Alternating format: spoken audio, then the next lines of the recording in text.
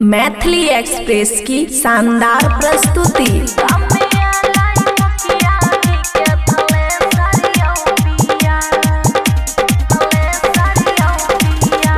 खुशी recording studio बलुआहा। जल्दी जल्दी करबै कटनी चालू चारू करियो पिया। जल्दी जल्दी करबै कटनी चालू चारू करियो पिया। यो पिया गाँव में अलै मुखिया जी के थल है सर यो पिया।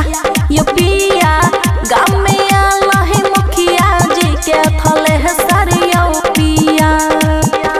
बोझा ढोए के रखबै सुनु हमें सब असगर यो पिया। बोझा ढोए के रखबै सुनु हमें सब असगर यो पिया। यो पिया गाँव में अलै मुखिया जी के थल है सर यो पिया। यो पिया गाँव में अलै मुखिया जी के थल सर यो पिया। DJ good Madhubani, DJ good Madhubani, मुखिया जी के थल सर यो पिया। थल सर यो पिया। मिक्स बाय अमन अक्के। गाय भैंस के देबै खाइल खूबे भूसा चोकर यो पिया। गाय भैंस के देबै खाइल खूबे भूसा चोकर यो पिया।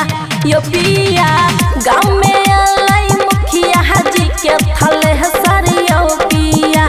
यो पिया गाँव में अलै मुखिया जी के थल है सर यो पिया। छाँट फटक के देबै गेहूँ के साइड यो पिया। छाँट फटक के देबै गेहूँ के साइड यो पिया। यो पिया गाँव में अलै मुखिया जी के थल है सर यो पिया।